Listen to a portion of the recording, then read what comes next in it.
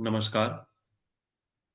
શું કરીએ તો સદાય સાજા રહીએ શ્રેણી અંતર્ગત આજે આપણે 262માં લેક્ચરમાં આપણે બધા હાજર છીએ.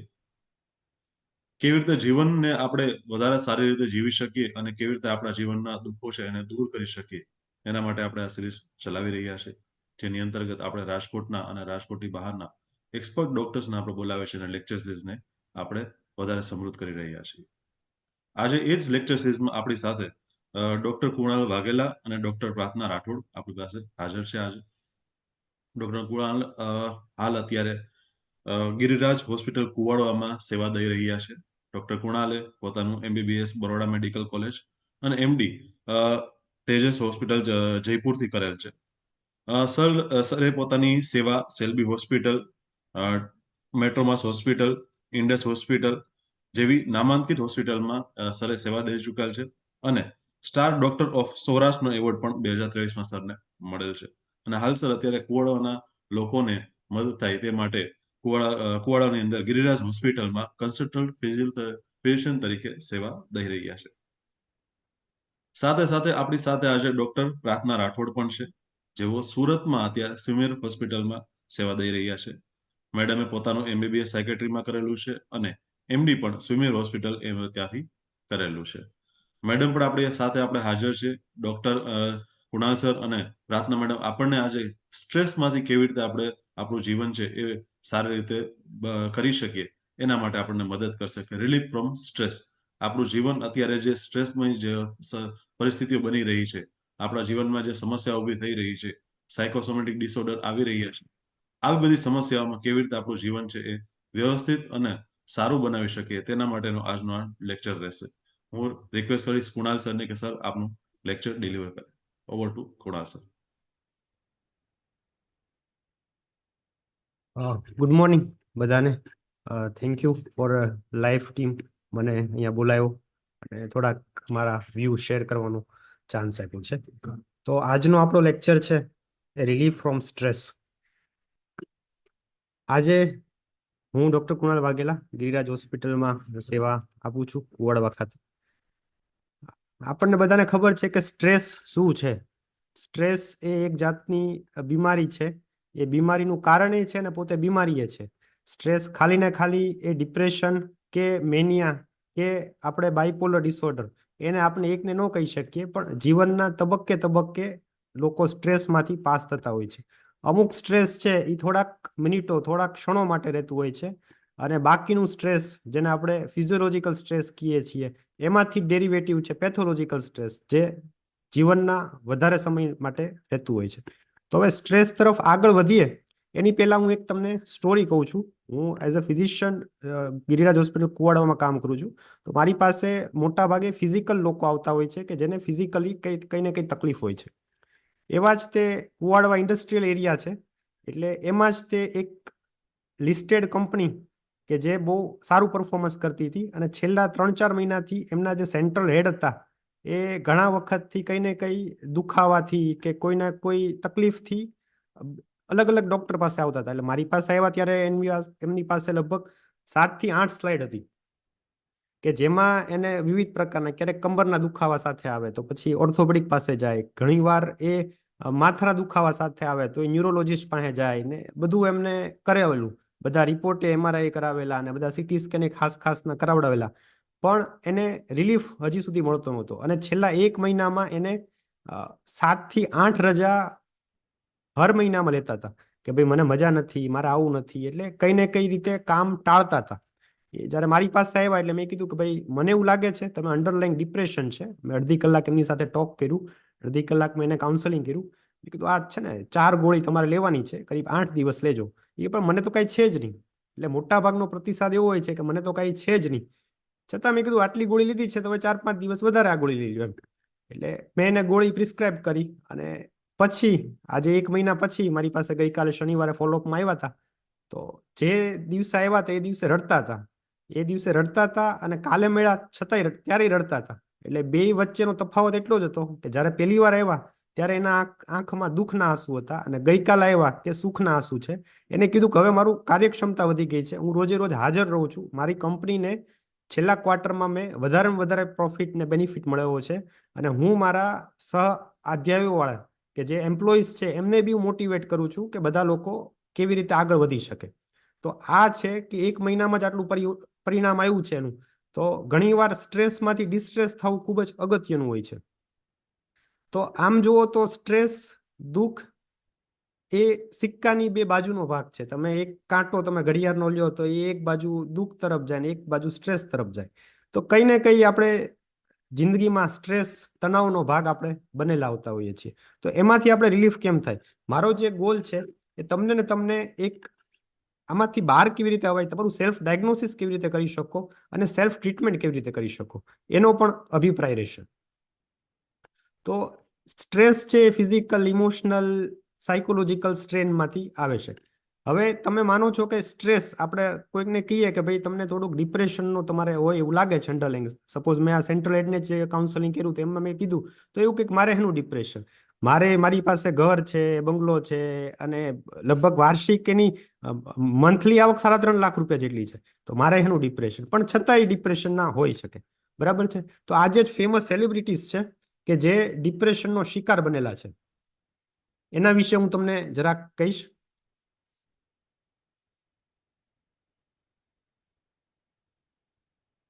કરણ જોહર, બધા જાણો છો કે ઓલરેડી સેલિબ્રિટીઝે નક્કી કર્યું હતું કે હું ડિપ્રેશનમાં રોતો અને અત્યારે બહાર આવ્યો છું. સચિન તેંડુલકર, આપણે જાણીએ છીએ કે નર્વસ 19માં એ ઘણી બધી વાર આઉટ થયો હતો અને એ પણ એના જિંદગીના તબક્કામાં ડિપ્રેસ થયેલો છે.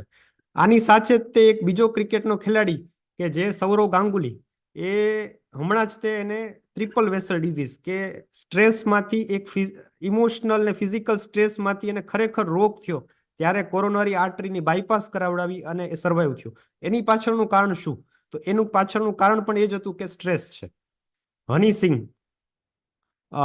અબ્રાહમ લિંકન કે જે અમેરિકાના પૂર્વ પ્રમુખ હતા, રાષ્ટ્રપતિ હતા, અને એ પણ એને કબૂલ્યું છે જાહેરમાં કે હું પણ એક પ્રકારના સ્ટ્રેસનો શિકાર હતો. તમે બધા જ જાણો છો કે સ્ટ્રેસના ઉપાયમાં આપણે ખાસ કરીને કાઉન્સેલિંગ ને સાયકોથેરાપી આપતા હોઈએ છીએ. તો સાયકોથેરાપીનું અનુલંબન આમ તો ભગવાન શિવે કર્યું, પણ એના પ્રકાર પાડીને જે આપણે ભાગવત ગીતામાં 18 અધ્યાય કે જેને યોગ કહેવાય છે, એ યોગના સ્વરૂપમાં જ્યારે અર્જુન ડિપ્રેસ થઈ ગયો હતો ત્યારે ભગવાન શ્રી કૃષ્ણએ એમનું સાયકોથેરાપી અથવા સાયકોથેરાપીથી કાઉન્સેલિંગ કરીને અર્જુનને ફરીવાર કર્યું કે હવે યુદ્ધ એ જ કલ્યાણ, તું યુદ્ધ કર. ઘણીવાર આવું પણ થતું હોય છે. ત્યારે કૃષ્ણ આપણને મળી જાય તો આપણું જીવન અમર અમર થઈ જતું હોય છે. આમને તમે જાણો છો કે મહેશ ભટ્ટ કે જે આમ કહેવાય કે બાયપોલર ડિપ્રેશન કહેવાય એને, કે એ ત્રાજવાની એક બાજુ એ નમે તો ડિપ્રેશનમાં આવી જાય, ત્રાજવાનું બીજી બાજુ જાય તો એ મેનિયામાં આવી જાય. એટલે એની કહાની, એની મૂવી અથવા તો એના પિક્ચર પણ એ પ્રકારના જ તે જોવા મળે છે કે એક બાજુ કભી ખુશી કભી ગમ હોય કે એક બાજુ કભી બાગબાન હોય. એટલે આવું પણ થતું હોય છે. હવે આપણે જોઈએ કે ડિપ્રેશન જે છે એના ઘણા બધા દેશમાં ઘણા બધા રીતે પ્રિવેલન્સ થતું હોય છે. તો તમે જોઈ શકો કે ઇન્ડિયા સૌથી આગવો ભાગ ભજવે છે. આપણા દરેક વસ્તીમાં, દરેક લોકોમાં કઈ ને કઈ ડિપ્રેશન હોય છે. પણ જેને ક્લિનિકલી ડિપ્રેશન કહેવાય, જેને પેથોલોજીકલી ડિપ્રેશન કહેવાય, કે જેને દવાની જરૂરિયાત છે, એવા ડિપ્રેશનમાં સૌથી વધારે કન્ટ્રી જો આગળ હોય તો લેટેસ્ટ ટાઈમ્સ ઓફ ઇન્ડિયાના ડેટા પ્રમાણે ઇન્ડિયામાં 5.7 કરોડ લોકો ડિપ્રેશનથી ઝઝૂમી રહ્યા છે. હવે તમે જુઓ છો કે 2021 સુધીના મેં ડેટા લીધા છે. 2017માં ડિપ્રેશનનો ભાગ થોડોક હતો, 2018માં વધ્યો, 2019માં વધ્યો, અને number is so on increasing. After covid dramatically increasing number in the suicidal and depression patient. તો જે સુસાઇડ છે એમાં પણ મોટા ભાગના પેશન્ટમાં 100 આઉટ ઓફ 100 ડિપ્રેશનનો શિકાર જોવા મળે છે. હવે તમને એમ થતું હશે કે ડિપ્રેશન થાય છે કેમ? તો ડિપ્રેશનના આમ બે કારણ હોય. એક તો આંતરિક કારણ, ઇન્ટરનલ કારણ હોય છે કે જે આપણે અંતઃસ્રાવમાં પરિવર્તન થાય છે, આનુવંશિક હોય છે, અથવા તો એવો વાતાવરણમાં ઉછેરા હોય છે, તો એના લીધે ડિપ્રેશન થતું હોય છે. ઘણીવાર ફેમિલીના પ્રોબ્લેમ હોય છે, સ્વજનનું મૃત્યુ થયું હોય છે, અથવા તો ઇરિટેટેડ રહેતા હોય છે, અથવા તો એમની લાઈફ જ એવી હોય છે, એમનો વ્યવસાય એવો હોય છે કે જે ડિપ્રેશન સાથે સંકળાયેલો હોય છે, 18-18, 20-20 કલાક કામ કરતા હોય છે, ઊંઘની ઉણપ હોય છે, એવા લોકોને ડિપ્રેશન થાય છે. તો ડિપ્રેશનનું આમ તમે જુઓ તો જીનેટિકલી કારણ પણ છે, જેના માતા પિતા અથવા તો આનુવંશિકતામાં ડિપ્રેશન થયેલું હોય, અથવા ડિપ્રેશનના ભોગ બનેલા હોય, અથવા તો સુસાઇડલ ટેન્ડન્સી. અમારા મેડિકલ ભાષામાં પાસ હિસ્ટ્રીમાં અમે જનરલી પૂછતા હોઈએ છીએ કે ઘરમાં કોઈ અકારણે કોઈ મૃત્યુ થયું હોય, તો એવું તો નથી ને? તો એ પણ એક લિંક આપે છે કે એ ડિપ્રેશનનો શિકાર હોઈ શકે છે, તણાવનો શિકાર હોઈ શકે છે. હવે આ ડિપ્રેશનના ખાસ પ્રકારના બ્રેઇનના કેમિકલ્સ મેં તમને કીધું હતું કે ઇન્ટરનલ ડિપ્રેશન, કે જેમાં કોઈ ખાસ કારણ નથી હોતું છતાંય પેશન્ટ ડિપ્રેશનમાં રહેતા હોય છે. એનું કારણ શું છે?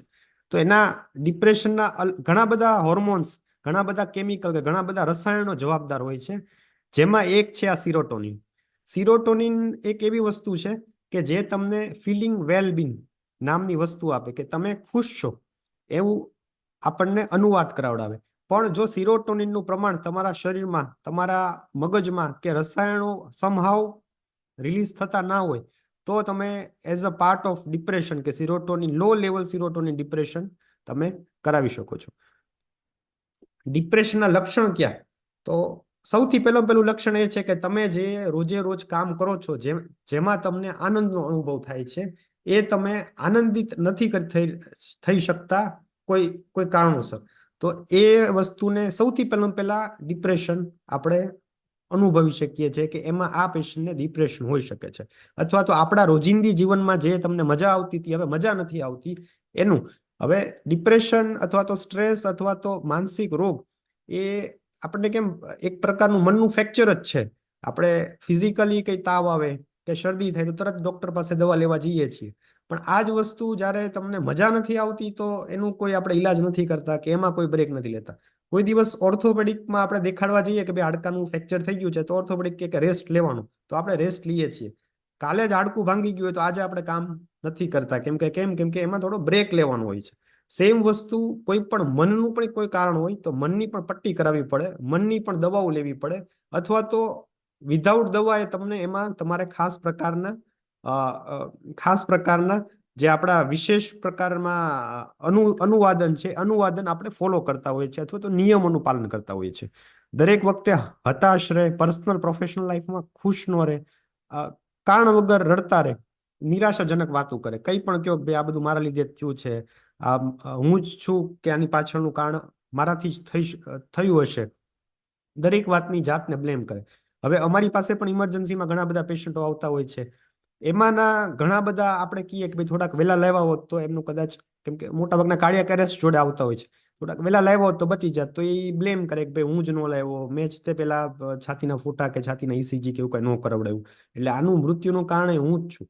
એવું નથી હોતું. ઘણીવાર આજુબાજુની એની કંપની લોસમાં જાય તો પણ એ કોર્પોરેટ જગતમાં વિચારતા હોય છે કે આનું કારણ સેન્ટર હેડ જ હોઈ શકે, અથવા તો એમ્પ્લોય જ કંઈ કામ નથી કરતા. નહીં, એવું નહીં, આજુબાજુનું કારણ પણ હોઈ શકે, પણ એ ત્યાં સુધી વિચારતા જ નથી હોતા. ભવિષ્યમાં કાંઈ ના દેખાય. આમ તો 3 વસ્તુ છે કે હેલ્પલેસ, કે હવે આગળ શું થશે અમને ખબર જ નથી. હોપલેસ, કે આગળ કરવાની કઈ ઈચ્છા નથી, આશાય નથી, આશાય છોડી દીધી છે. અને વર્થલેસ, કે જીવનનું કઈ મતલબ જ નથી. આ 3 મોટા ભાગના કારણો હોય, અને એ સિવાયના આ જે બીજા 8 કારણો કીધા, એટલે ટોટલ 12 કારણો દરેક વસ્તુમાં નિષ્ફળતા ગણાવે, પોતાની જાતમાં ખામીઓ ગણે, અને અંદરથી ખુશ ન રહે, એમ કે મજા નથી આવતી, મને ગમતું નથી, હવે પેલા જેવું નથી, એવી બધી વાતો ખાસ કરે, તો એ આપણે ડિપ્રેશનમાં કહી શકીએ. બાય બુક આ મોર દેન 5 હોય અને છેલ્લા 6 મહિનામાં 15 દિવસથી વધારે રહેતા હોય, તો આપણે એને ડિપ્રેસ પેશન્ટ છે, ડિપ્રેસ આપણે છીએ કે આપણા આજુબાજુના લોકો છે એમ કહી શકીએ છીએ. હવે કોઈ પણ ડિપ્રેશનમાં હોય તો ખબર કેવી રીતે પડે? હવે સાયકોલોજીમાં અથવા તો મેડિસિનમાં એક જ વસ્તુને અમારા પર ફોકસ કરવામાં આવે છે કે લોકો બોલે છે ને, એ લોકો નથી બોલતા, એ એમના થોટ્સ બોલે છે, એમનો વિચાર બોલે છે. તો તમારો જે વિચાર હોય છે એના પરથી તમારી વાણી નક્કી થાય, અને વાણી પરથી તમારું વર્તન નક્કી થાય.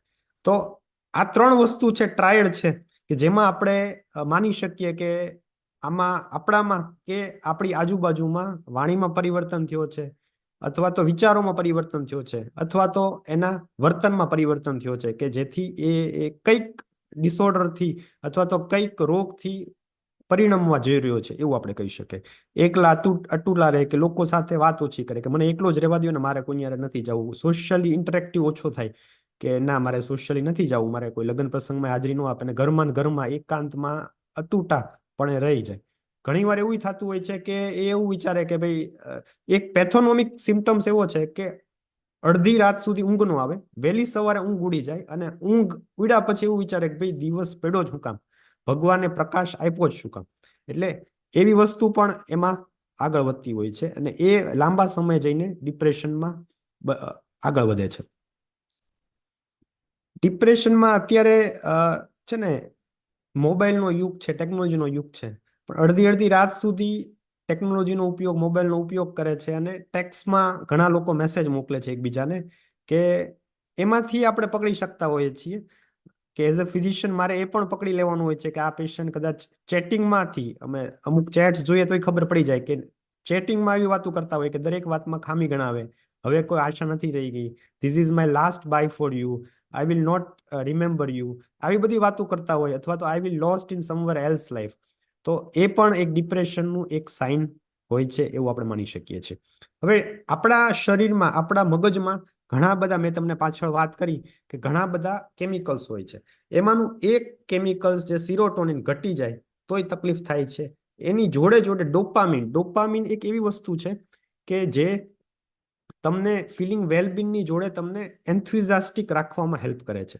તો ડોપામિનનું પ્રમાણ જ્યારે વધારે પ્રમાણમાં ઘટી જતું હોય છે તોય તકલીફ થતી હોય છે. ઘણીવાર આપણે સ્લીપ, એક ઊંઘ એક એવી ભગવાન આપેલી એક બહુ સરસ વસ્તુ છે કે એક ખાસ પ્રકારના ડોપામિન, સિરોટોનિન વધારી દે, નોરેપિનેફ્રિન વધારી દે, પ્લસ એ બધા ઇમ્યુની બુસ્ટર કરતા પણ વધારે એનો રોલ હોતો હોય છે.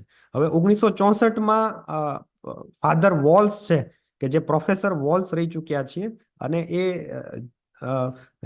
આગળ એ રીતે વધ્યા હતા કે એને એક થિયરી આપી હતી 1964માં, કે થિયરી ઓફ ઇમ્યુનોમોડ્યુલેટર્સમાં પણ સાયકો ઇમ્યુનોલોજી ઉપર ખૂબ એને વિશેષ રૂપમાં અભ્યાસ કર્યો. ત્યારે 1964માં બધા લોકો એવું કીધું કે આવું કંઈ ન હોય, આપણે આજનો ટોપિક રિલીફ ફ્રોમ સ્ટ્રેસ છે, પણ રિલીફ ઓફ સ્ટ્રેસ, પણ તમે એ નથી વિચારતા કે હેપીનેસથી ક્યાં ફાયદા છે. સ્ટ્રેસના દરેક રોગનું કારણ આપણે સ્ટ્રેસ ગણાવીએ છીએ. કે ભાઈ અત્યારે હું એક તમને વાત કહું કે સૌરવ ગાંગુલી ફિઝિકલી ફિટ હતો, ફિઝિકલી એક્સરસાઇઝ, ડાયટ ને બધી વસ્તુ એના જીવનમાં હતી, પણ એમાં પણ એને પણ ટ્રિપલ વેસલ ડિઝીઝ થયો, કોરોનરી આર્ટરી બ્લોક થઈ અને બાયપાસ કરાવડાવ્યું. તો ખાલી 50 વર્ષની ઉંમરે આમાં કેમ? કેમ કે તમે જો ડાયટ લેતા હો, એક્સરસાઇઝ કરતા હો અને ફિઝિકલી ફિટ હો, તો આમાં કેમ એને રોગ થવાના ચાન્સીસ રહ્યા? તો જે 1964માં થિયરી આપી હતી, એના અનુવાદે 2022-23માં એનો અભ્યાસ સાયકોલોજીસ્ટે કર્યો, સાયકિયાટ્રિસ્ટે કર્યો, અને એમાં જોવા મળ્યું હતું કે સૌરવ ગાંગુલી છે એ ટાઈપ એ પર્સનાલિટીથી પીડિત હતા. ટાઈપ એ પર્સનાલિટીમાં એવું થતું હોય છે કે જે ટીમ માટે નથી રમતા, એ ખાલી પોતાના રેકોર્ડ્સ માટે અથવા તો પોતાની માટે જ રમતા હોય છે, કે ભાઈ નહીં, મારે ખાલી મારો ગોલ ઓરિએન્ટેડ જીવન રાખવું છે, ને ગોલમાં એ લોકો આખે આખા ખોવાઈ ગયા. અને એમાં એક તકલીફ પડી કે જેને છેક હૃદય સુધી એને તકલીફ પડી. જો પહેલાથી જ તે એને સાયક્યો ઇમ્યુનોથેરાપી આપી હોય અને પહેલેથી જ એ ડાયવર્ટ કરતા હોય, તો ઘણા બધા રોગો થવાથી બચી શકીએ. હવે તમે જાણો છો, સ્ટ્રેસ આવવાથી કેમિકલ એક ખાસ પ્રકારનું રિલીઝ થાય છે, જે સિરોટોનિન ઘટાડે છે, પણ જોડે જોડે કોર્ટિસોલ, જેને સાદી ભાષામાં સ્ટીરોઇડ કહેવાય છે, એ શરીરમાં વધી જાય છે. હવે થોડાક પ્રમાણમાં વધે તો વાંધો નહીં, તો આપણે સારી રીતે આપણે એને મેનેજ કરી શકતા હોય છે, પણ સ્ટીરોઇડનું પ્રમાણ વધતું જ જાય, તો તમને ખબર પડે કે ભાઈ એનાથી હાર્ટ એટેક છે, માનસિક બીમારી છે, મગજની કોઈ બીમારી, જેને આપણે સ્ટ્રોક, લકવા કે પેરાલિસિસ કહેતા હોઈએ છીએ, અથવા તો કિડની ફેઇલર હોય છે, કે જેવી રીતે કોર્ટિસોલ વધે એની જોડે જોડે નોરેપિનેફ્રિન વધતું હોય છે. તો એ ફાઇટ એન્ડ ફ્લાઇટ મિકેનિઝમમાં કન્વર્ટ કરતા હોય છે, ને એમાંથી તમે જાણો છો કે અન્ય પ્રકારના રોગ, જેમાં ડાયાબિટીસ, બીપી ને એ બધી વસ્તુ તે સમાવેશ થતા હોય છે, એ હોઈ શકે છે. બીજું એક ખાસ છે કે ડિપ્રેશન થવા પાછળ મેં તમને સ્ટોરી કીધી સૌરવ ગાંગુલીની, એ પ્રકારનું અભિવ્યક્તિ અથવા તો એ પ્રકારની જીવનશૈલી અથવા તો પર્સનાલિટી પણ જવાબદાર છે, જેમાં ઘણા લોકો લાગણીશીલ વધારે હોય એ પણ સેન્સિટિવ, આપણે જેને લોકો કહેતા હોય છે સેન્સિટિવ, એ વધારે પ્રોન છે ડિપ્રેશન માટે. ઘણા લોકો ઈર્ષા કરતા હોય છે કે ભાઈ આની કરતા હું કેમ આગળ વધી જાઉં, કે આ જ કેમ વધારે આગળ વધી ગયો, કે એ કરતા બી નો છોકરો વધારે આગળ છે તો મારો છોકરો આગળ વધે. તો એમાં પણ ડિપ્રેશન આવવાના ચાન્સીસ રહેતા હોય છે. ઘણા લોકો ભૂતકાળને જોઈને યાદ કરતા હોય છે, ભૂતકાળની વસ્તુઓ બધી યાદ કરતા હોય કે ભાઈ પેલા સારું હતું, હવે એવું કઈ રહ્યું નથી. એટલે મેઇન વસ્તુ એ છે કે આપણે સતત અત્યારની ક્ષણોમાં જીવીએ. અત્યારે પાછળ શું ભૂતકાળમાં થઈ ગયું છે કે ભવિષ્યમાં શું થવાનું છે એની ચિંતા ન કરીએ અને અત્યાર પર ફોકસ કરીએ તો મોટા ભાગના પેશન્ટને ડિપ્રેશનમાંથી આપણે બચાવી શકતા હોઈએ છીએ. નવું શીખવાની એક મોનોકોટસ લાઈફ છે કે મોનોટોનસ લાઈફમાં એ લોકો રહેતા હોય કે ભાઈ રોજ સવારે 9 વાગે ઉઠવાનું, 10 વાગે કામે જવાનું ને 5 વાગે પાછું ઘરે આવી જવાનું ને ઘરે પછી બારી બાવણા બંધ કરીને રહેવાનું. એટલે એવી મોનોટોનસ લાઈફ હોય તોય તે ડિપ્રેશન આવવાના ચાન્સીસ રહેતા હોય છે. એટલે જ તે વચ્ચે વચ્ચે બ્રેક લેવો, એક રવિવારે 1-2 કલાક પોતાની સાથે ગાળવી એ ખૂબ જ અગત્યનું હોય છે. આપણે આ વાત કરી. હવે જુદા જુદા વ્યસનો જે છે એ પણ ડિપ્રેશનની જોડે જોડે ઘણી બધી બીમારીઓ, આપણો જે વિશેષ શ્રેણીમાં વાત કરીએ છીએ કે લાઈફનું એક ઉદ્દેશ જ છે કે તમે સદાય સુખી કેવી રીતે રહી શકો. તો જે ધૂમ્રપાન જેવું હોય છે, અથવા તો કોઈની હેબિટ્સ ખરાબ હોય, દારૂ પીવાની લત હોય કે પછી માવા ખાવાની લત હોય, અથવા તો સિગરેટ સ્મોકિંગની જે લત હોય છે, એ પણ એક પાર્ટ છે કે જે તમને લાંબા સમય સુધી સારા નથી રાખતા, સાજા નથી રાખતા. એ પણ આગળ જતા ડિપ્રેશનની જોડે જોડે ઘણી બધી શારીરિક અને માનસિક બીમારી, જેમાં કેન્સર આવી ગયું, અથવા તો કોઈ અલ્સરેટિવ કોલાઇટિસ આવી ગયું, અથવા તો ગેસ્ટ્રિક અલ્સર પણ આવી ગયું છે. બરાબર છે. અને હાર્ટ એટેક તો ઓફકોર્સ છે ને છે. બરાબર. તો એ તમારી રોગ પ્રતિકારક શક્તિ ઘટાડે છે અને આ બધી વસ્તુ કરે છે. અગેન હું ફરીથી મારી વાત પર આવું છું. 1964માં જે કોન્સેપ્ટ આપેલો સાયકો ઇમ્યુનોલોજી, કે જેમાં તમે વિચારો છો ને એ એવા જ તમે થાવ છો ને, એ સેલ્યુલર લેવલ પર તમારી ઇમ્યુનિટી, જે કોરોનામાં પણ આપણે જોયું કે સાધુ મહાત્મામાં મોટા ભાગમાં કોવિડ નથી આવવાનું કારણ એ હતું કે ઇમ્યુનો બૂસ્ટ કરી અને એ લોકો એટલા એકલતામાં પોતાની એક ખાસ પ્રકારની આભા એને ઊભી કરી હતી કે એમાં કોઈ પ્રકારના વાયરસ તો નહીં, બીજા કોઈ રોગે તે 100 વર્ષ સુધી એને કોઈ દિવસ આવતા નથી હોતા. બરાબર છે. બીજી વસ્તુ, ઘણા લોકોની પર્સનાલિટી એવી હોય છે કે ઓવર એનાલિસિસ કરે. આપણે ગુજરાતીમાં એમ કે ચોળીને ચીકણું કરે. હવે એક એવી બી વાત છે કે એટલું બધું એનાલિસિસ ન કરો કે તમારું મગજ પેરાલિસિસ થઈ જાય. તો નાની નાની વાતમાં એનાલિસિસ કરતા હોય, આવું કેમ થયું, આમ કેમ થયું, હવે ઘરે જવાશે કે કેમ, કે ઘરના લોકો શું વિચારશે, બહાર હું થઈ શકીશ કે નહીં. એટલે એ પણ અગત્યનું છે.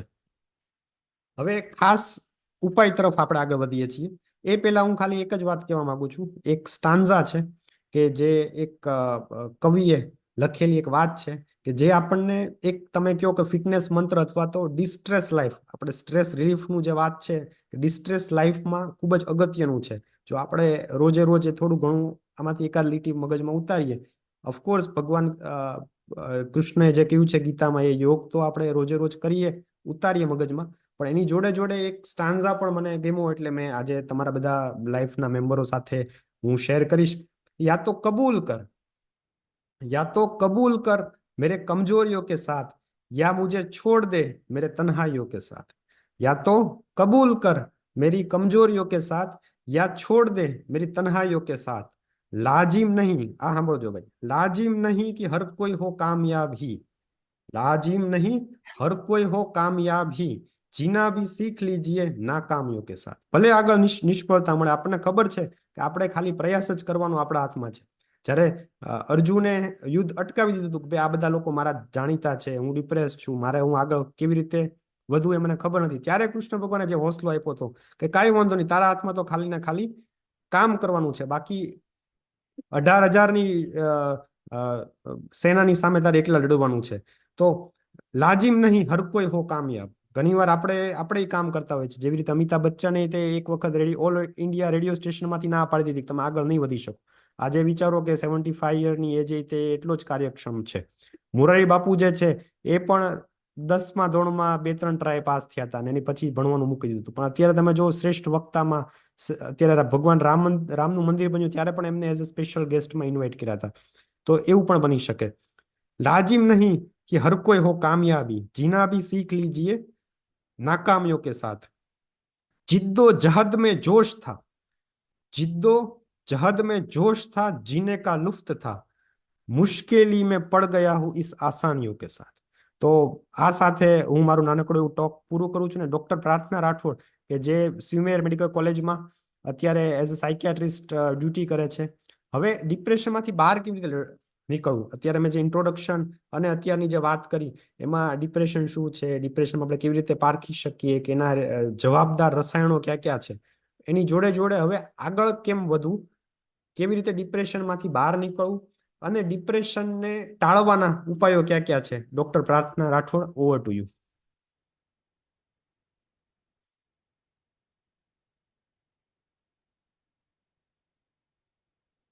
Unmute yourself. Good morning. Good morning, everyone. Dr. Rathod, Smimer medical કોલેજમાં as a second year resident MD સાયન્ટ્રીમાં અભ્યાસ કરું છું. આજે આપણે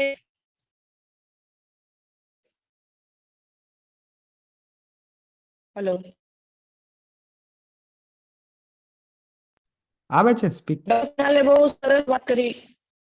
ડોક્ટર કુનાલે બહુ સરસ રીતે વાત કરી કે how to relief from stress અને સ્ટ્રેસ તથા તેને લગતા સોરી ફોર ઇનકન્વીનિયન્સ.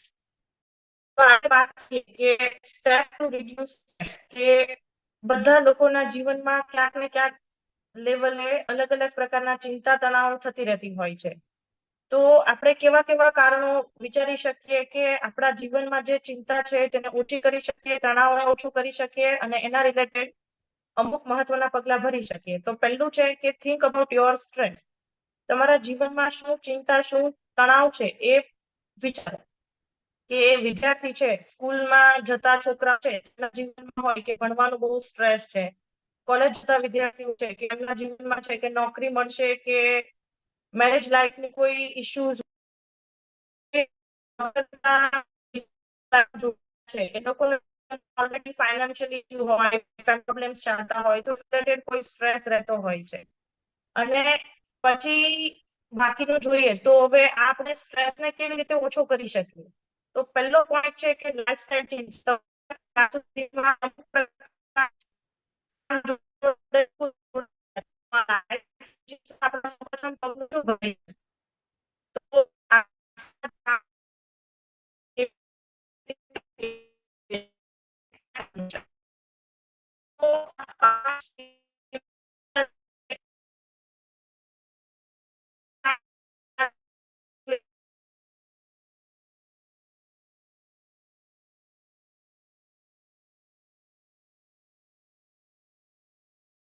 કરી નાખું છું. Hello hello hello. હવે સ્ટેપ ફોર રિડ્યુસિંગ સ્ટ્રેસ. હવે જે આપણો ઉપાયો આપણે વાત કરવાના હતા એ ઉપાયો વિશે હું વાત કરું છું. કે ઉપાયમાં સૌથી પહેલા આપણે વિચારીએ કે સ્ટ્રેસનું કારણ શું છે. આપણે is it physical stress, is it mental or is it psychosocial stress. કોઈ કે મને કંઈક કહી દીધું છે એનાથી મને સ્ટ્રેસ આવ્યો છે, અથવા તો મારી ઊંઘ પૂરી નથી થઈ એના લીધે મારા ઇન્ટરનલ સ્ટ્રેસ વધી ગયો છે, કે કોઈ એવું ફેક્ટર છે કે જેનાથી મને સતત સ્ટ્રેસ રહે છે. તો એ પણ આપણે વિચારવું જોઈએ, એ પણ આપણે કરવું જોઈએ. હવે તમને જે મેં વાત કરી હતી કે એક સ્લીપ છે એ બહુ જ અગત્યનું પેરામીટર છે કે જેનાથી આપણને ડિસ્ટ્રેસ લાઈફમાં જવામાં ખૂબ જ ઇમ્પોર્ટન્ટ ને બહુ સારો આપણો રોલ હોય છે. જો તમે ઊંઘ બરાબર પૂરી 7-8 કલાક ઊંઘ કરો, કામના સમયે ખાલી ને ખાલી કામ કરો, કામ સિવાય બધા જોડે વાત વિચાર અને લાગણીશીલતા એકબીજા સાથે રાખો, એકબીજા સાથે પ્રેમ રાખો, તો ઘણીવાર એ પીસફુલ સ્લીપને લીધે તમારું જીવન પણ પીસફુલ શાંતિપૂર્વક થઈ જતું હોય છે. પીસફુલ જીવનમાં રહેવા માટે પીસફુલ એક્ટિવિટી, પીસફુલ સ્લીપ અને પીસફુલ વર્ક કરવું ખૂબ જ અગત્યનું છે. તો નાના નાના બ્રેક લ્યો, નાના નાના રેગ્યુલર એક્સરસાઇઝ કરો. કસરત ખાસ ખાસ ખાસ ખાસ એટલા માટે કે કસરત કરો ને તો આપણું એક ઇમ્યુનોમોડ્યુલેટર તરીકે જે કામ કરે છે એ ડોપામીનમાં વધારો થતો હોય છે. એટલે ડોપામીન એટલે તમને ખબર હશે કે ડોપામીનની જોડે જોડે એક અગત્યનું કેમિકલ કે જેને એન્ડોર્ફિન પણ કહેવાય છે. એન્ડોર્ફિન એટલે હું અહીંયા રાજકોટમાં છું એટલે આમ કાઠિયાવાડી બાપુનું ગામ છે એટલે એક ડાયરામાં કેમ આપણે કહુંબો રાખતા હોઈએ એ રીતે એક ભગવાને અંદર એક કસુંબો રાખ્યો છે આપણી અંદર કે તમે વધારેમાં વધારે કસરત કરો કે વધારેમાં વધારે એચિવેબલ થિંગ કરો તો એક તમારું એક એન્ડોર્ફિન નામનું એક રિલીઝ રસાયણ તમારા મગજમાંથી થતું હોય છે અને જે તમારા વર્કને સેટિસ્ફાઈડ કરે, વર્કની કાર્યક્ષમતામાં વધારો કરે તેમજ એ વધારે કાર્ય કરવા માટે પ્રેરે. એટલે તમે કેમ આપણે લાઈફ વાળા વેલનેસ વાળા જે છે અત્યારે યોગા સાથે પ્રાણાયામ પણ કરાવે છે, યોગા એ કરાવે છે અને ખાસ પ્રકારના સ્ટ્રેચિંગ પણ કરાવે છે.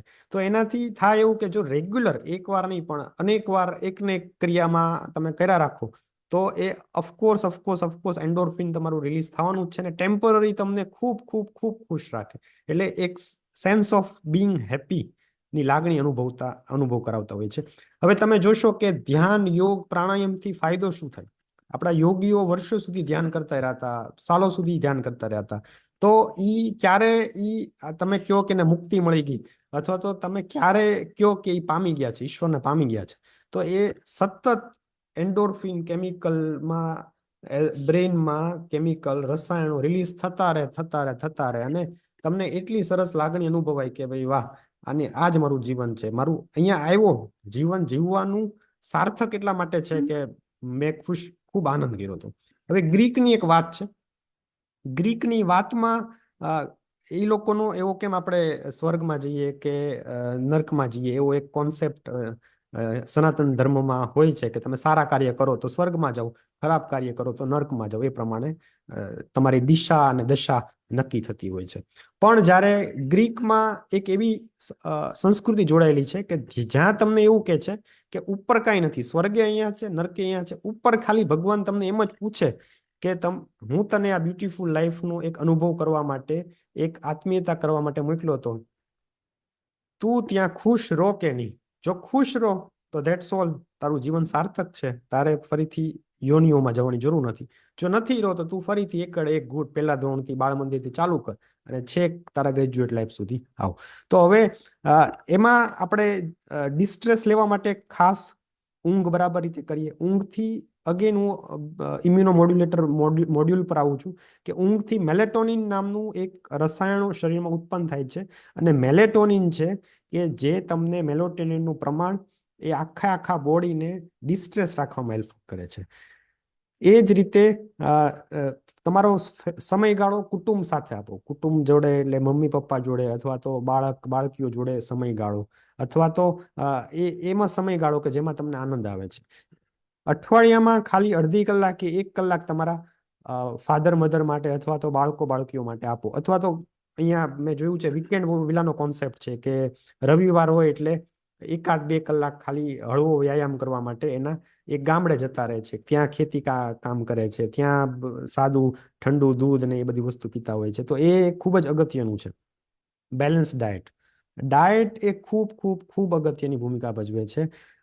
આપણે જે સંસ્કૃતિ છે એમાં એવું કહેવાય છે કે જેવા તમે ખાશો ને એવા તમારા વિચાર આવશે, આચાર એવા વિચાર.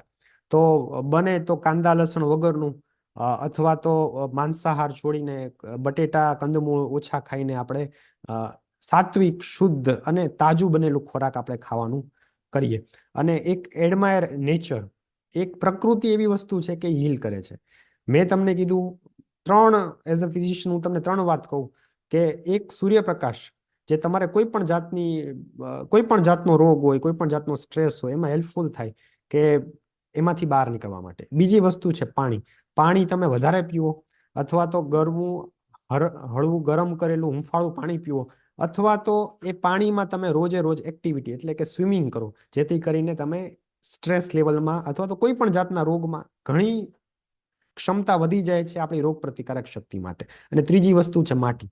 આપણે બધા જ લોકો ભૂમિ સાથે, માટી સાથે જોડાયેલા છીએ અને માટીમાં એક એવું તત્વ છે, એવું બળ છે, આપણે એટલા માટે ધરતી માતા તરીકે નામ આપીએ છીએ કે એક હિલિંગ પાવર છે જે રીજનરેટ થાય છે. એટલે મોટા ભાગે આપણે પ્રાણાયામ યોગા કરીએ છીએ કે જમીનમાં બેસીને કરતા હોઈએ છીએ, અને કોઈ પણ જાતનું આપણે ધાર્મિક ક્રિયા પણ એક માટીને ઉપાડીને આપણે કરતા હોઈએ છીએ કે એનો પ્રાણ પ્રતિષ્ઠા કે કોઈ પણ વસ્તુ કરીએ તો એ માટીથી જ ચાલુ થાય છે, માટીથી જ પતે છે. તો એક એડમાઇન નેચરને પણ આપણે વ્યવસ્થિત રાખવું જોઈએ.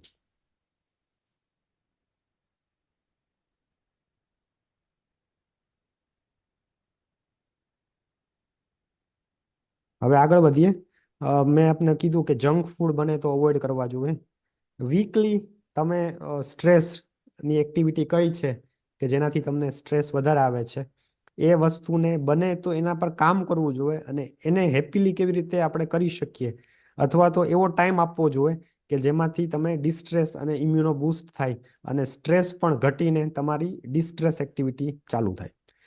રોજે રોજ ખાસ કરીને ફિઝિકલ એક્ટિવિટી ખાસ ખાસ ખાસ જીવનમાં 1 કલાક કરવી જ જોઈએ. બને તો સૂર્યાસ્ત પછીનું ભોજન પણ અનિવાર્ય નથી. એનાથી જ ગેસ્ટ્રાઇટિસ, એસિડિટી, ગેસ કે જે કંઈ કહો છો એનાથી વધતા હોય છે, અને ખાધા પછી સુવાથી જે વસ્તુ રીગર્જિટેશન થાય છે અને રાત્રે સુવામાં પણ તકલીફ થાય છે, તો એ પણ એક જવાબદાર છે. તો બેટર છે રોજે રોજ એટલીસ્ટ 1 કલાક ફિઝિકલી એક્સરસાઇઝ કરે. આપણી ભાષામાં કહેવાય છે કે તન સુખ તો મન સુખ.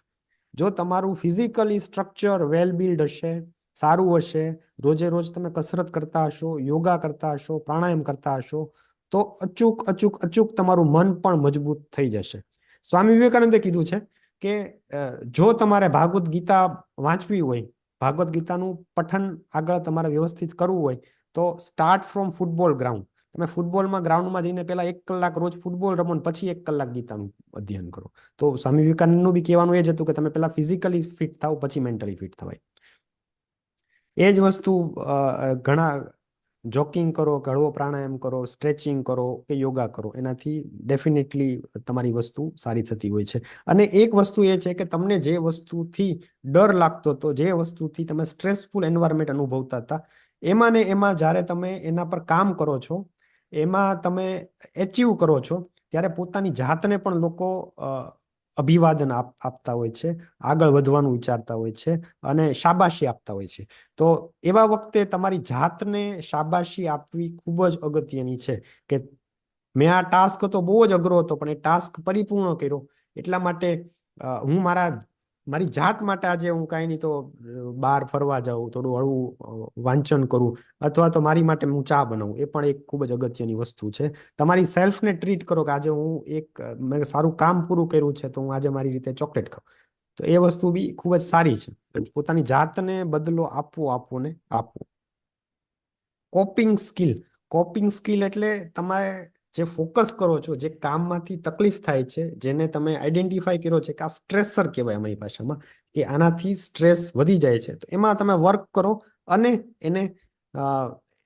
એને દુઃખીમાંથી સુખીમાં થવાની ભાવના કરો કે આ કામ આવી રીતે કરો તો વધારે સારું થાય. આ વ્યક્તિથી મને તકલીફ છે, તો આ વ્યક્તિ આ રીતે બિહેવ કરું તો વધારે સારું થાય. અને આપણા જે મૂડ્સ છે એને સ્વિંગ નહીં થવા દેતા, એક અભિવાદન સાથે, એક અભિવ્યક્તિ સાથે એ આગળ વધે અને તકલીફ ન રહે એવી રીતે આપણે કરીએ. બરાબર છે.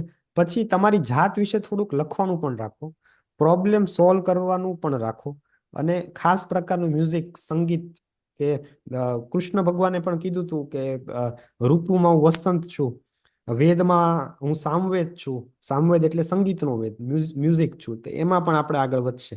અને હું કામદેવ છું, હું કામ કરવા વાળો પણ હું છું, અને અભિવાદન કરવા વાળો પણ હું છું. તો તમે વિચારો કે તમે જ્યારે મેઇન મુદ્દો એ છે કે તમે જ્યારે એવું વિચારો કે હું કામ નથી કરતો, કામ તો મારો રામ કરે છે, કામ તો મારો કૃષ્ણ કરે છે, ત્યારે ખરેખર તમારી જે કોપિંગ સ્કિલ છે એ ખૂબ જ ઇમ્પ્રુવ થાય છે. જેમાં તમે કામ કરી શકતા હતા એ એટલી જ કલાકોમાં ખૂબ આગળ રીતે થઈ શકે. જો તમે એમ માનશો કે હું જ કરું છું, તો પછી એ આગળ નથી વધતું હતું. અને હું તો ખાલી નિમિત્ત છું, ભગવાન કરાવશે. કે પ્રમુખ સ્વામીનો એક જ ઉદ્દેશ હતો, જ્યારે એને પૂછવામાં આવ્યું હતું કે એટ ધ એજ ઓફ 92 કે તમે BAPS ના પ્રમુખ છો, તો પ્રમુખ કેમ છો? કેમ કે 92 વર્ષના હોય એટલે નાહવા માટે પણ તકલીફ પડતી હોય, પોતાના રૂટીન કામ કરવા માટે પણ તકલીફ પડતી હોય. ત્યારે એને એવું કીધું હતું કે જ્યારે મને 26 વર્ષની ઉંમરે પ્રમુખ બનાવ્યો હતો સ્વામિનારાયણ સંપ્રદાયનો BAPS નું, ત્યારે પણ આ જ પ્રશ્ન પૂછવામાં આવ્યો હતો કે 26 વર્ષે તમે બનશો તો આટલી બધી વસ્તુ કેમ જોઈ શકશો? અને આ જ વસ્તુ મને 92 વર્ષની ઉંમરે પૂછો છો કે 92 વર્ષના જે એક પ્રકાર એમ કહેવાય કે વયોવૃદ્ધ થઈ ગયેલા માણસ પણ આ રીતે કામ કેમ કરી શકે છે? ત્યારે એને એક જ જવાબ આપ્યો હતો કે હું કામ કરતો જ નથી, કામ મારો ઠાકર કરે છે, કામ મારા યોગી બાપા કરે છે, કામ મારા સહજાનંદ સ્વામી કરે છે, હું ખાલી નિમિત્ત જ છું, હું આ સત્તા જોતો જ નથી, ભગવાન જ જુએ છે. તમે આજે જોવો છો BAPS સંપ્રદાય કેટલો આગળ વધી ગયો છે, એનું કારણ પણ એ જ હતું કે નિમિત્ત માત્ર હતા. વિવિધ કેમિકલ્સ મેં આપને વાત કરી એ પ્રમાણે રિલીઝ થતા હોય છે, જે કી ઓફ હેપીનેસ અથવા તો કી ઓફ સેડનેસ એ પણ છે. It's okay to say not to be okay. ઘણી વાર તમે ના કહેવાની આદત ના હોય, બધે કહો કે તમારે બહાર જવું છે તો કે હા, અહીંયા કામ કરવું છે તો કે હા, કામમાં આ વસ્તુ કરી નાખશો તો કે હા. 4-5 કામ એકારે લઈ લેતા હોય છે, પછી એટ ધ એન્ડ કાંઈ નહોતું થતું હોય છે અને છેલ્લે ડિપ્રેશનમાં કન્વર્ટ થતું હોય છે. તો બેટર છે કે જેટલું થઈ શકે, તમારું જેટલું વહન થઈ શકે યોગક્ષેમ, એટલું જ કરવાનું રાખો. It's okay to say not to be okay. બીજી વસ્તુ, વર્ક અને લાઈફને બેલેન્સ રાખો. એક તરાજુ છે કે જેમાં જીવન અને તમારું કામ એ વચ્ચે બેલેન્સ રાખો. તમારા જીવન માટે પણ થોડોક સમય ગાળો અને તમારા કામ તો એ જીવનભર રહેવાનું જ છે અને એમાંથી જ તમે આગળ વધવાના છો. તો જીવન પણ એક કામનો ભાગ છે અને કામ એ જીવનનો ભાગ છે. બેટર છે થોડાક સમય માટે, ધીરે ધીરે 15 મિનિટ, 20 મિનિટ, અડધી કલાક, મેં આપને કીધું કે 1 કલાક ફરજિયાત યોગા, ધ્યાન, પ્રાણાયામ, મેડિટેશન એ બધી વસ્તુ કરવામાં ગાળવી. હું આ લાઈફ વેલનો ખૂબ જ થેન્ક યુ કહું છું કે અમારા ગિરિરાજ હોસ્પિટલ કુવાડવામાં આવીને અમને બધાને યોગા શીખવાડ્યા અને આજની તારીખે અમે સવારે અડધી કલાક ને સવારે અમે યોગાનું સેશન ડેલી કરીએ છીએ અને સાંજે જઈએ એટલે બધા મળીને પ્રાણાયામ કરતા હોઈએ છીએ. તો એ અમારા જે સ્ટાફ છે, અમારું હોસ્પિટલ ને ખૂબ આગળ વધાર્યું અને એ અમે લોકો પણ તકલીફમાં હતા એમાંથી ખૂબ જ બહાર લાવવાનો પ્રયાસ કર્યો છે. સાયકોથેરાપી, હોસ્પિટલાઇઝેશન, સેલ્ફ સ્ટ્રેટેજી કે જેમાં ફાર્મેકોલોજીકલ અને નોન ફાર્મેકોલોજીની વાત કરી. એટ ધ એન્ડ છેલ્લા કેસમાં એવું જરૂરી હોય છે કે આપણે ફેમિલી કાઉન્સેલિંગની જરૂર પડતી હોય છે અથવા તો દવાની રેરલી જરૂર પડતી હોય છે. બાકી પેશન્ટ આવે છે એને જ થોડું ઘણું શીખવાડો, થોડું ઘણું સમજાવો અને થોડી ઘણી વાત કરો તો એને ઘણું બધું સારું થઈ જતું હોય છે.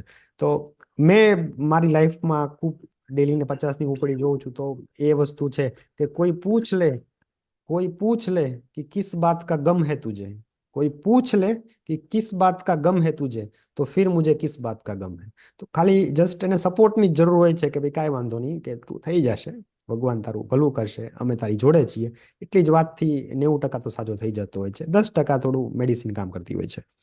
તો એક્સરસાઇઝ, નેચર જોડે રહેવાનું, મ્યુઝિક સાંભળવાનું, મેડિટેશન કરવાનું, બેલેન્સ ડાયટ ખાવાનું અને સાંજે ખાસ કરીને જમ્યા પછી 2-3 કલાક પછી સુવાનું અથવા તો હળવી કસરત કરીને સુવાનું ખૂબ જ આવશ્યક છે. અને આ જ વસ્તુ જે છે એ સ્ટ્રેસમાંથી આપણને ડિસ્ટ્રેસ તરફ લઈ જાય છે. મેડિટેશન, થોડી બહુ મેડિટેશન છે, મેં તમને કીધું કે એ પણ વર્ક કરતી હોય છે. ખૂબ લાંબા સમય માટે લેવાની હોતી હોય છે અને અમુક દવા સેલ્ફ મેડિકેશન થોડાક સમય માટે. આપણે વિટામિન D3 છે અથવા વિટામિન B12 છે કે જેનો પ્રુવન રોલ છે કે જે તમારા મગજમાં કાર્યક્ષમતા વધારતા હોય છે અને ફિઝિકલી સ્ટ્રેસ પણ ઘટાડતા હોય છે. તો આની પણ ખૂબ અગત્યની આવશ્યકતા છે. લાસ્ટ સ્ટેજમાં કે જેમાં સ્ટ્રેસ એટલો બધો વધી ગયો હોય છે, આપણે જે રીતે વાત કરી કે સુસાઇડની ટેન્ડન્સી સુધી વાત પહોંચી ગઈ હોય છે અને સુસાઇડના પ્લાન પર બનાવવા માંડ્યા હોય છે, ત્યારે આપણે ખાસ દવાઓને એ બધું થોડો ડોઝ વધારીને દવાઓ આપતા હોઈએ છીએ. અને એમાં કાંઈ ન થાય તો સાદા ઝટકા પ્રક્રિયા કહેવાય છે અથવા તો ઇલેક્ટ્રો કન્વર્ઝિંગ થેરાપી ECT ના સેશન ગોઠવતા હોય છે કે થોડીક જ વારમાં એને ખૂબ સારું થઈ જાય છે. ડિપ્રેશન, સ્ટ્રેસ, મેનિયા અથવા તો એટિપિકલ સાયકોસિસ જે છે એ પ્રિવેન્ટેબલ, કે જેને તમે બચાવી શકો, રોગમાં જતા બચાવી શકો. અને ઓફકોર્સ આગળ ડાયાબિટીસ, BP કે હાર્ટ એટેકમાં તો બચાવી જ શકો, પણ આ એક પ્રિવેન્ટેબલ ડિસઓર્ડર છે. એટલા માટે હું આ વાત પર વધારે ફોકસ કરું છું. મેં તમને કીધું કે આજની ઘડી રળિયામણી, તો એ જ વસ્તુ છે કે તમે પ્રેઝન્ટ મુમેન્ટમાં વધારે રહો ભૂતકાળમાં નહીં ભવિષ્યમાં નહીં. Thank you. હું આ તમામ લાઈફ ટીમને અને બધા લોકોને ખૂબ અમે લોકો જોઈન કર્યું. Thank you so much. આ વાત કરીને હું ને ડૉક્ટર પ્રાર્થના આજ પર કરીએ છીએ.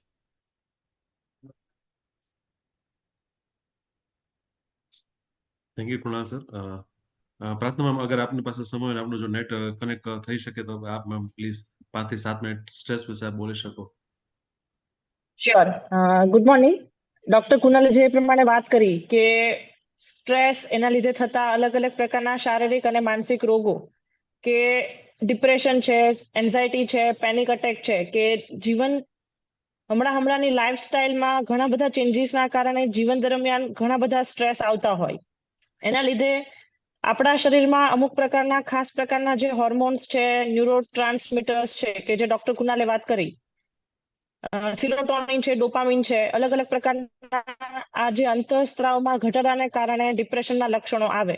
તો એ કેવા કેવા પ્રકારના લક્ષણો હોય છે, એને કેવી રીતે તમે આઈડેન્ટિફાઈ કરો અને ડોક્ટરને કન્સલ્ટ કરવા સુધીમાં તમે આસપાસના કોઈ ફેમિલી મેમ્બર્સ છે કે જેને તમને લાગે છે કે આની વાત પરથી કે એમને ડિપ્રેશન છે, કેવા લક્ષણો જણાઈ રહ્યા છે, તો તમે એની જોડે વાત કરો, એમને ડોક્ટર પાસે કન્સલ્ટ કરવાની સલાહ આપો. અત્યારે સાયકિયાટ્રિસ્ટ, સાયકોલોજીસ્ટ અવેલેબલ છે કે જે સારી રીતે જે તકલીફ છે, જે ચિંતા છે, સ્ટ્રેસ છે, એને સમજાવી શકે, તેના કારણોમાંથી કદાચ કોઈ સોલ્યુશન નહીં મળતું હોય તો તમને એમાં હેલ્પ કરી શકે. પ્લસ લાસ્ટ ઓપ્શન છે મેડિકેશનનો. તો મેડિકેશનનું એવું છે કે જેમ બીપી ડાયાબિટીસની દવા અમુક સમય સુધી લેવી પડે અને કંટ્રોલમાં રહે, અને પછી બીપી ડાયાબિટીસ હોય તો એની દવા અમુક સમય છોડી દેવાથી વળી પાછો બીપી કે ડાયાબિટીસમાં વધારો થતો રહેતો હોય છે, તો એની દવા અમુક સમય માટે લેવી પડે.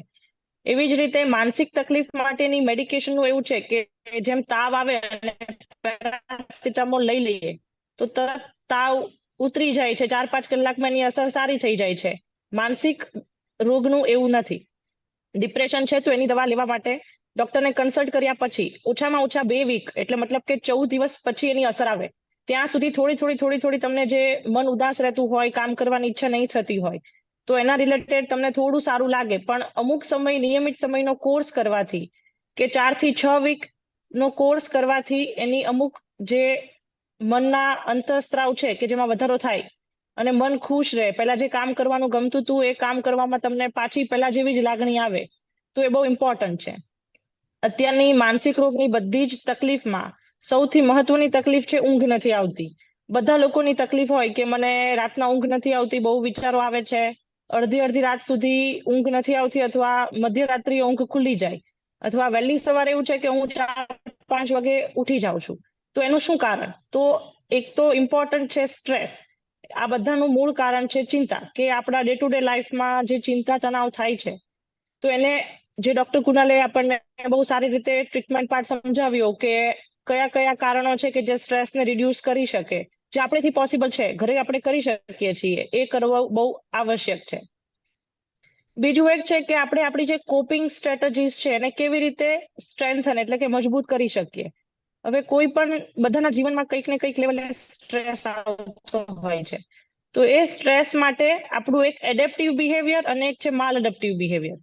તો આ એડેપ્ટિવ બિહેવિયર શું હોય કે કોઈ પણ સ્ટ્રેસ આવે છે તો એ સ્ટ્રેસને આપણે કેવી રીતે હેન્ડલ કરીએ છીએ, આપણી લાઈફમાં કેવી રીતે ડીલ કરીએ છીએ, એ ઇમ્પોર્ટન્ટ છે. એક આપણે ઉદાહરણ તરીકે સમજીએ તો એક 40 વર્ષનો વ્યક્તિ છે કે જે એક બિઝનેસમાં કાર્યરત છે. હવે એના બિઝનેસમાં થોડો લોસ થાય છે, તો એના રિલેટેડ એને બહુ વધારે સ્ટ્રેસ રહે છે. તો એના સ્ટ્રેસના લીધે કામમાં ફોકસ નથી કરી શકતો. એના ઘરે આવે તો ઘરવાળા ઉપર એ મતલબ શાઉટિંગ કરે છે, લાઉડ ચિલ્લાય છે, ગુસ્સો કરે છે, રાત્રે ઊંઘ નથી આવતી. તો આ એક એની ચિંતાનું કારણ છે. તો એ ચિંતાને કેવી રીતે ડીલ કરશે? એક એવું છે કે આપણે સમજીએ કે એક એ પર્સન છે કે એ જે લોસ થયેલો છે એના પાછળ કે હું બહુ વધારે કામ કરીને પૈસા કમાવી લઈશ, કે રાત થોડા ઉજાગરા કરીને કોઈ બીજું કામ ગોતે છે. તો આ એની થઈ એડપ્ટિવ બિહેવિયર, કે એને એના જે સ્ટ્રેસ છે, જે ચિંતાનું કારણ છે, એમાંથી બહુ સારી રીતે નીકળવાનો રસ્તો શોધી નાખ્યો. અને એક બીજી પર્સનાલિટી છે કે જે માલ એડપ્ટિવ બિહેવિયર છે, કે હવે તો આશા છોડી દીધી છે કે કંઈ હવે આમાં મારી પાસે કોઈ રસ્તો નથી રહ્યો, કે હવે મને આમ કંઈ ભવિષ્યમાં કોઈ રસ્તો દેખાતો નથી કે હું શું કરું. અને એટ ધ એન્ડ કે જે એની પહેલી જે જોબ છે કે બિઝનેસ છે એ પણ છોડી દે છે, કે એમાં પણ વધારે ને વધારે લોસ થાય છે, તો આ એની માલ એડપ્ટિવ બિહેવિયર છે. તો કોઈ બી જે પ્રોબ્લેમ છે એનું કોઈ પ્રકારે સોલ્યુશન તો અવશ્ય મળવાનું છે. આમાં આપણે વાત કરીએ કે કોઈ વ્યક્તિને માથાનો દુખાવો થાય છે, તો માથાના દુખાવા માટે ડોક્ટરને કન્સલ્ટ કરે છે, ડોક્ટર દવા આપે છે, ને 2-3 દિવસમાં એના માથાનો દુખાવો એકદમ સારો થઈ જાય છે. હવે બીજું એવું છે કે કોઈ પ્રોબ્લેમ છે તો એનું સોલ્યુશન કદાચ નથી મળતું કે અઘરું છે, તો ડીલ વિથ યોર ઇમોશન, કે મને માથાનો દુખાવો છે તો એને એક્સેપ્ટ કરો.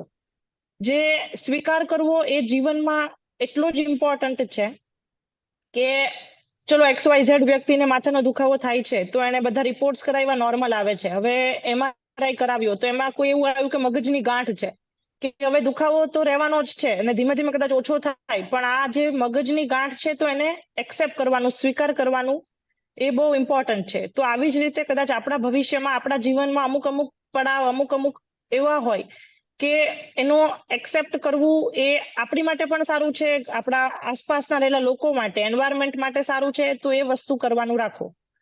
બીજું છે ટાઈમ મેનેજમેન્ટ, કે જે ડોક્ટર કુનાલે વાત કરી કે વીકલી શેડ્યુલ બનાવીને, તો સોમવારથી ગુરુવાર કે શુક્રવાર, શનિવાર એ પ્રકારે ટાઈમ મેનેજમેન્ટ કરીને જે ટોપ પ્રાયોરિટી વાળું કામ છે, કે કોઈ પ્રોજેક્ટ સબમિટ કરવાનો છે તો જે પ્રાયોરિટી વાઇઝ કામ છે એને સેટ કરો અને એ પ્રમાણે કામ કરવાનું રાખો. એક ટર્મ અમારી ભાષામાં કહેવાય પ્રોકાસ્ટિનેશન, કે આજે આપણે સોમવારના શેડ્યુલમાં આ કામ લખ્યું છે કે મારે આ કરવાનું છે, તો એમ કીધું ચલો આજે તો નથી ટાઈમ રહ્યો તો કાલે કરશું, એમ કરતા કાલ એક આખું અઠવાડિયું નીકળી જાય છે. તો એક પછી એક દિવસે હવે કામ ડિલે થતું જાય છે. તો એટ ધ એન્ડ કે કેવું કે 31 તારીખના એ કામનું સબમિશન હોય તો પછી આપણે એ કામ બને ત્યાં સુધી જેટલું પ્રાયોરિટી વાઇઝ જે સેટ કરીએ છીએ એ પ્રમાણે એનું કામ કરી રાખવું જોઈએ.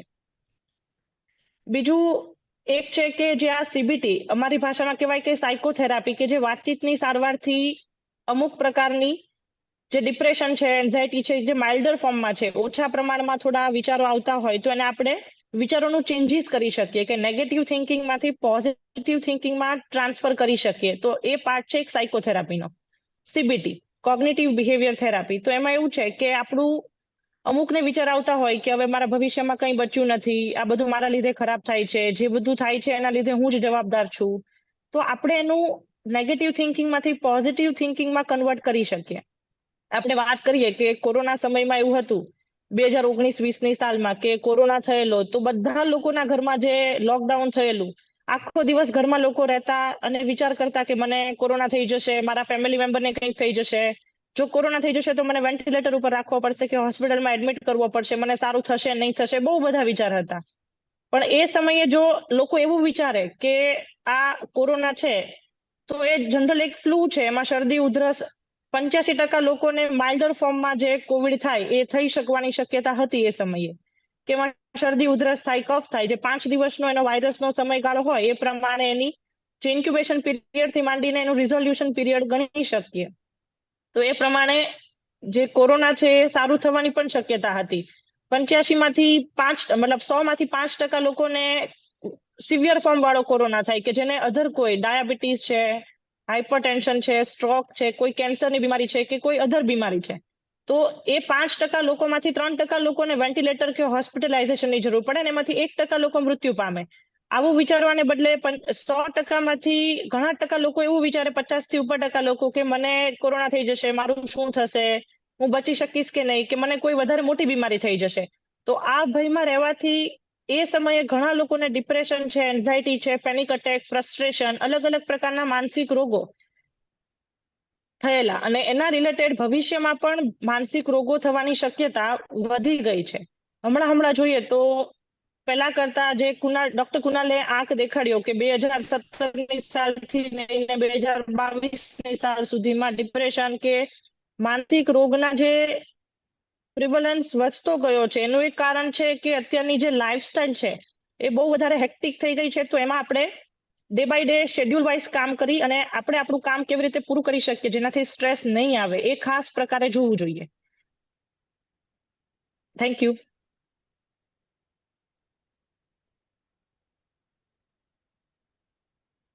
Thank you very much ma'am, આપનો ખૂબ ખૂબ આભાર. અને થેન્ક યુ કુણાલ સર, આપનો પણ ખૂબ ખૂબ આભાર. બહુ સરસ રીતે આપણે સ્ટ્રેસ અને સ્ટ્રેસમાંથી કેવી રીતે આપણે આપણું જીવનને બહાર લઈ આવી શકીએ અને આપણું જીવન છે એ સ્વસ્થ અને સુખી રાખી શકીએ, એના માટે આપણે માર્ગદર્શન આપ્યું. અમારા લાઈફના જેટલા મેમ્બર્સ છે બધા ખૂબ ખૂબ ધન્ય રહેશે આપણે જે સમજાવ્યું એના માટે. અને રાજકોટની જનતાને પણ અમે એક્સપેક્ટ કરીએ એ લોકો પણ આ લેક્ચર સાંભળે અને બધા હેલ્ધી અને બધા સુખી બને એવી આપણી આશા સાથે આજનું લેક્ચર આપણે અહીંયા સમાપ્ત કરીશું.